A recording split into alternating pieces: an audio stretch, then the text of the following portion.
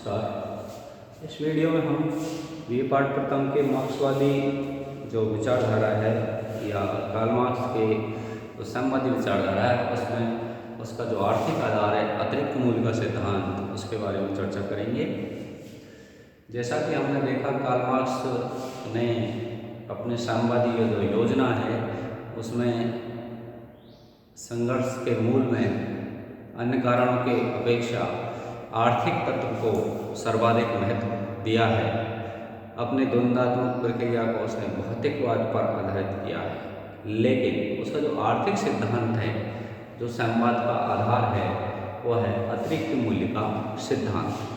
अतिरिक्त मूल्य का जो सिद्धांत है, मार्क्स के जो साम्यवाद है उसका आर्थिक सिद्धांत है, जिसमें ये बताया गया है कि जो मजदूर वर्ग है उनका शोषण किस तरह से पूंजीपति करते हैं और जो संघर्ष का कारण बनते हैं, और पूंजीपति अधिक से अधिक लाभ कमाकर अधिक पैसे वाला बनता जाता है। मार्क्स के अनुसार उसने सबसे पहले अतिरिक्त मूल्य की परिभाषा दी है। उसने बताया है कि जो वस्तु की वास्तविक कीमत होती है तथा जिस कीमत पर बाजार में वह बेची जाती है, उसके अंतर को अतिरिक्त मूल्य कहा जाता है। जैसे एक चौक का डिब्बा है, उसको निर्माण करने के लिए 2 रुपये की कच्ची सामग्री और 2 रुपये का श्रमिक मजदूरी उसमें लगती है, तो चौक के डिब्बे की जो वास्तविक कीमत है वो 4 रुपये हुई, जबकि वह बाजार में 5 रुपये या उससे अधिक पर बिकती है। अतः 5 में से या उससे अधिक जो कीमत वसूली जाती है उसमें से जो अंतर बचता है, यानी 5 में से मान लो 1 रुपया अधिक जो अंतर बचता है, वह बाजार में जो बेची जाती है चीज़, उसका अतिरिक्त मूल्य उत्पन्न होता है और वह पूंजीपति की जेब में चला जाता है। जबकि इस पर वास्तविक में अधिकार श्रमिक वर्ग का होता है। अतिरिक्त मूल्य पर श्रमिक वर्ग का अधिकार होता है। इसे ही अतिरिक्त मूल्य का सिद्धांत कहते हैं। इस सिद्धांत के द्वारा मार्क्स ने पूंजी के केंद्रीकरण के सिद्धांत, श्रमिकों के कष्टों का सिद्धांत और पूंजीवाद के अंत की घोषणा की। मार्क्स का कहना है कि अतिरिक्त मूल्य से पूंजीपति उसमें से श्रमिक वर्ग को उसका उचित हिस्सा नहीं देता और अधिक से अधिक पूंजी संग्रहण वह अतिरिक्त मूल्य के द्वारा करता रहता है, जिससे वह पूंजी है बाजार में कुछ पूंजीपतियों के ही हाथ में इकट्ठी हो जाती है और वह श्रमिकों का शोषण का एक कारण बनती है, क्योंकि पूंजीपति उससे साधन संपन्न वर्ग है, वो साधनहीन वर्ग से बार्गेनिंग की पावर अधिक रखता है। यदि वह वास्तविक मूल्य और जो बाजार कीमत है उसके डिफरेंस को श्रमिक वर्ग को दे देता तो श्रमिक वर्ग ही संपन्न हो जाता, लेकिन ऐसा वह नहीं करता और पूंजी का इस प्रकार से लगातार केंद्रीकरण होता रहता है।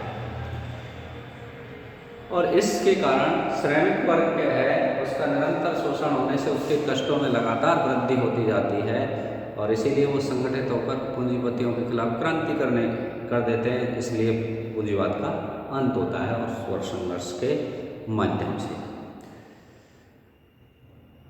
लेकिन मार्क्स के अतिरिक्त मूल्य के सिद्धांत है, जो कि उसने ब्रिटिश अर्थशास्त्रियों से प्रभावित होकर ग्रहण किया है, वो अनेक आलोचनाओं का पात्र बनता है।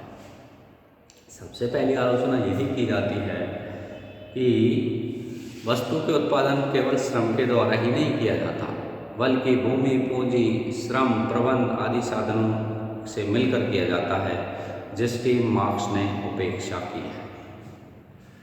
मार्क्स ने अपने सिद्धांत में अतिरिक्त मूल्य की बात स्वीकार की है, लेकिन उन अनेक खर्चों जैसे मशीनों की घिसावट के अलावा सरकार को दिए जाने वाले डायरेक्ट और इनडायरेक्ट टैक्स को उसने शामिल नहीं किया है, जो उचित नहीं है, जबकि वह वस्तु की वास्तविक कीमत में सम्मिलित होता है। मार्क्स ने अपने सिद्धांत में केवल शारीरिक श्रम को ही सम्मिलित किया है, श्रम माना है, जबकि मानसिक श्रम की उसने उपेक्षा की है। तो वर्तमान युग में तो मानसिक श्रम जो एलपीजी ग्लोबलाइजेशन का युग है, उसमें ज्ञान ही पूंजी है, उसकी मार्क्स ने उपेक्षा की है। शारीरिक श्रम के अलावा मानसिक श्रम भी पूंजी या अतिरिक्त मूल्य पैदा करता है, जिसकी मार्क्स ने उपेक्षा की है। या वस्तु की जो उत्पादन में है, मानसिक श्रम भी सहयोग देता है, जिसकी मार्क्स ने पूर्ण रूप से उपेक्षा की है। वर्तमान में उसका विचार प्रासंगिक नहीं। इसी प्रकार मार्क्स के सिद्धांत में परस्पर विरोधाभास भी दिखाई देता है। एक स्थान पर मार्क्स कहता है कि पूंजीपति लाभ प्राप्त करने के लिए अधिक से अधिक मशीन लगाते हैं, दूसरी ओर वह यह भी कहता है कि मशीनों से कोई अतिरिक्त मूल्य प्राप्त नहीं होता। इस प्रकार मार्क्स का सिद्धांत है वो विरोधाभासों का सिद्धांत है। लेकिन मार्क्स का यह सिद्धांत एक प्रचार मात्र है, पूंजीपतियों के खिलाफ श्रमिक वर्ग को इकट्ठा करने का एक मानसिक हथियार है, एक प्रचार तंत्र का हिस्सा अधिक है। इसका कोई ज़्यादा आर्थिक आधार नहीं है।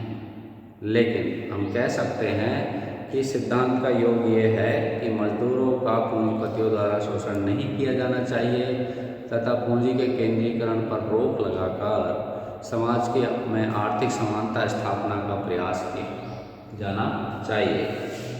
इसी से प्रभावित होकर